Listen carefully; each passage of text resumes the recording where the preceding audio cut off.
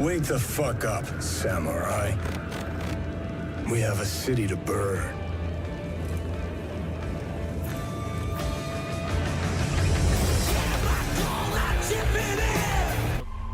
Okay, so I wouldn't blame you if you stopped watching, considering Cyberpunk 2077 is one of the most controversial games of 2020, especially its whole release was a fucking shambles, but it does go down to preference. The game does have its flaws, but I still found it a hell of a time. I had a blast, and that's all that matters, really.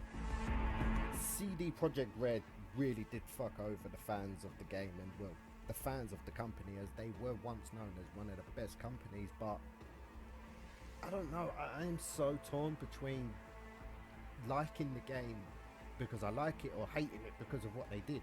Can it be fixed? Well, only time will tell, and I'm really hoping CD Projekt Red do sort it out. But you know what, if you do find the game in a bargain bin at some point in the next month, I give it, just pick it up, see for yourself. You might actually enjoy it if you can look past its flaws.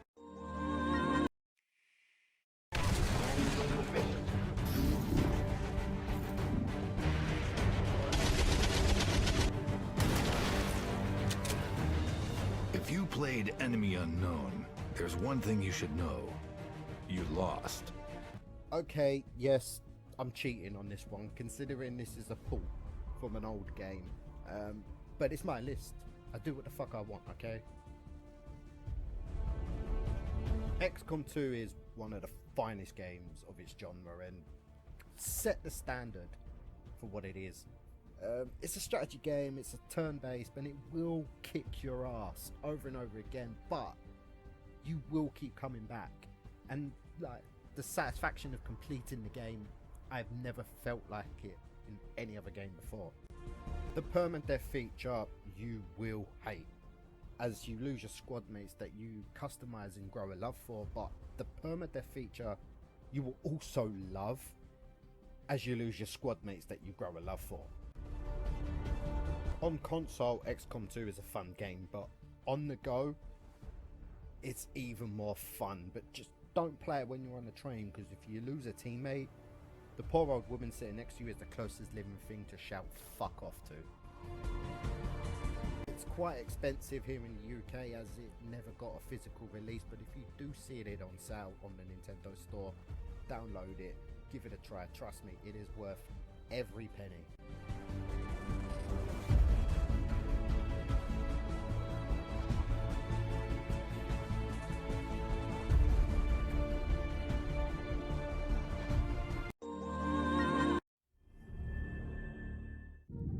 Look, I don't know if I'm ready to fly solo. You gotta take the oath. I promise to do everything in my power to protect this city. I promise.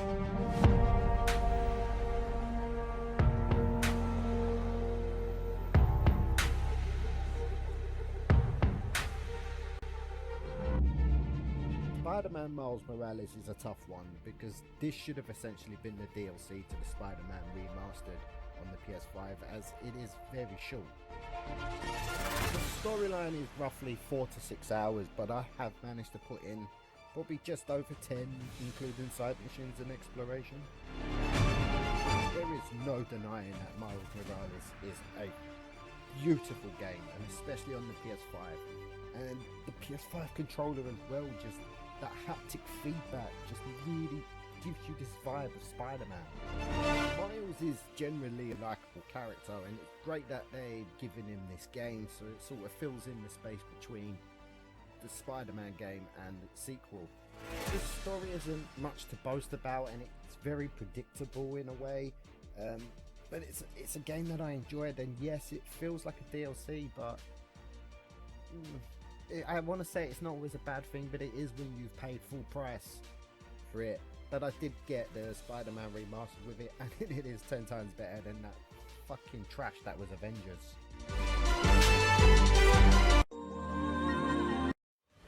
Crash Bandicoot, you banished me to the past. But all it did was give me more time to plan your doom. And Crash is back. Speaking of the levels, the game is beautiful and one of the most gorgeous games I've seen on PlayStation 4 and Xbox One, and it is deserving of a Series X and PS5 upgrade. And one thing to say, this is classic Crash. Just frustratingly hard. Sticking to the feeling and visualization and style of the Insane Trilogy remaster, it is a direct sequel that cancels out all the horrible previous titles.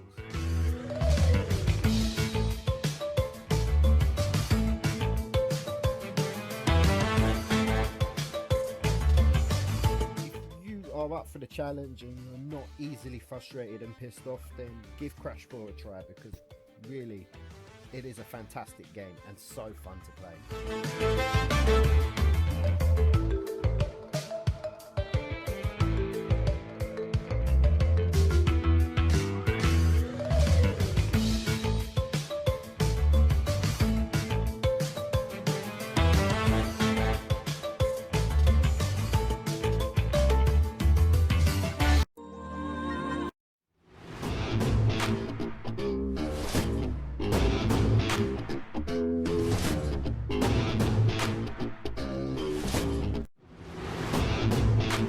Total Extreme Wrestling 2020, or TEW for short, is a fairly unknown game unless you're a wrestling fan, so it's a very odd choice to put in my top 10. It is aimed at those wrestling fans who dream to be the next Vince McMahon, allowing you to take over as the owner or booker of a wrestling company, and with mods from the community, it gives you a real world mod that, you know, gives you companies like the WWE and AEW and New Japan. The game allows you to book your own shows and events and decide the outcome of them for your company, whilst also dealing with things such as finances and rivalries and TV deals. Your wrestlers act like idiots sometimes, meaning that you can suspend them, fine them, fire them. It's absolutely crazy, and it is a dream for anyone who has an interest in wrestling. As always, with any Grey Dog software game, a demo is available, so I suggest if you're a wrestling fan, give it a try. It's a great boredom killer too, and it also helps support this developer. I'm pretty sure he does it all on his own. I know you wish things were different.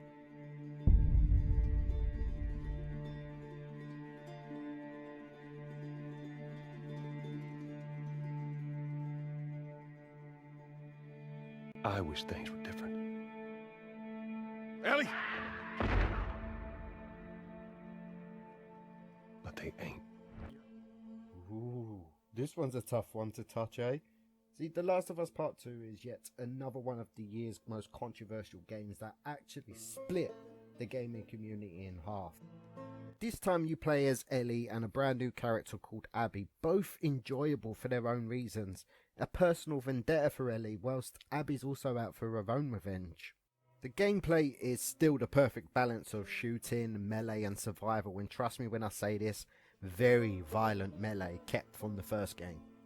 Maybe a little bit more violent. The disappointment with this game was that this should have been the number one, which goes to show the game has some disappointment, and there was a fucking backlash of negativity from the community who didn't like the twist in the story, or they felt a little bit less of a man by Abby's well-built frame. Despite its disappointment, it's still one of my favourite games of 2020, and if you do find it dropping in price or gets added onto the PS Plus collection at any point, I do highly recommend that you give it a try.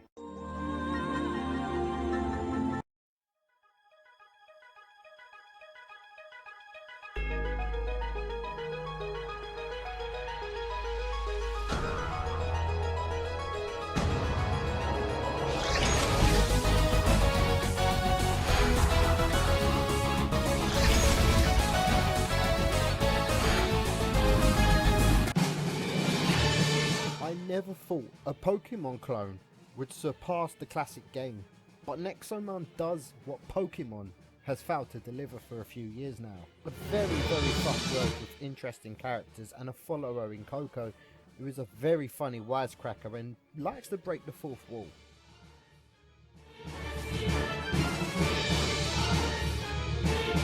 Nexomon does deliver more of a challenge than the Pokemon games, especially as the wild Nexomon level up with your characters and most of the time are always above your level, and defeated trainers always come back even tougher.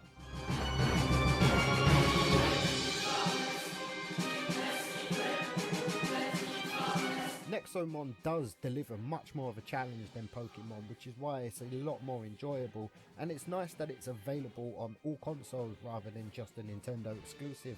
It's worth a try if you're a Pokemon fan looking for a new challenge.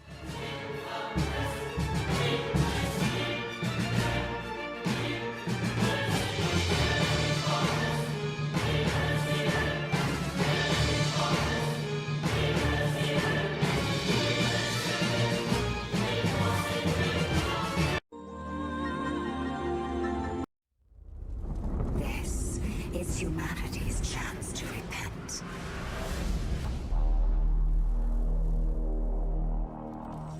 Against all the evil that hell can conjure, all the wickedness that mankind can produce, we will send unto them only you. The Daddy of Shooters is back and continues delivering the sequel to 2016 reboot of the franchise. Now, the thing about Doom Eternal is that there is a story. It's just that you don't care for the story, because neither does the main character.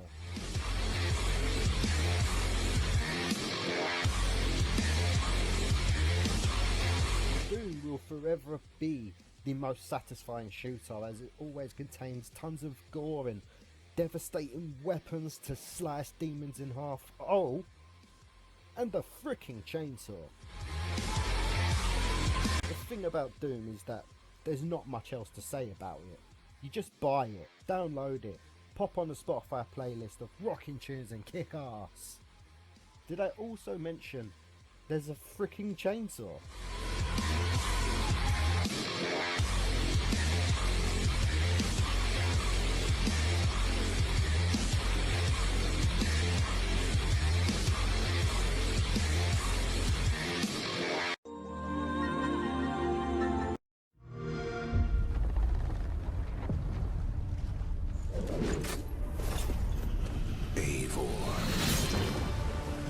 You gave your people a new home when your motherland turned bare.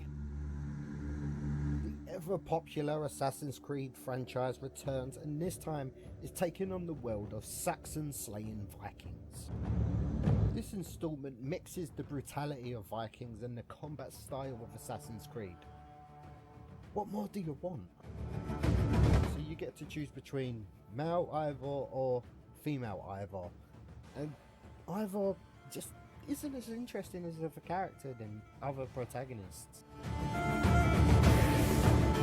And trust me when I say this, it is worth every penny, as I've clocked in over 100 hours and I'm still left with missions and exploration to do. So it does get overwhelming, but you get your money's worth. Raids is the most ultimate feature, as you and your army take over monarchs and towns, and you collect gold, resources to help build your own settlement while slaying everyone who gets in your way.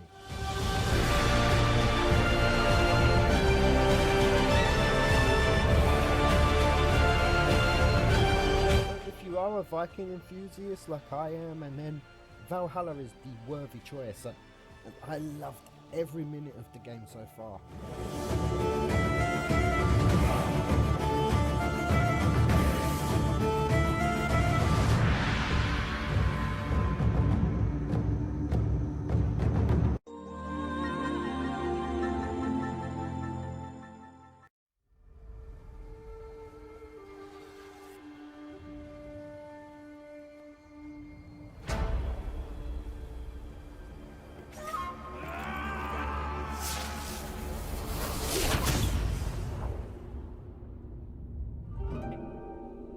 And of course, number one has to go to Ghost of Tsushima, because it does what Sony does best.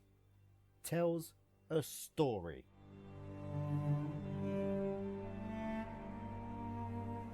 In this, you take on the role of one of Sony's new mascots, Jin, as you will fight to take back your homeland from the Mongolian.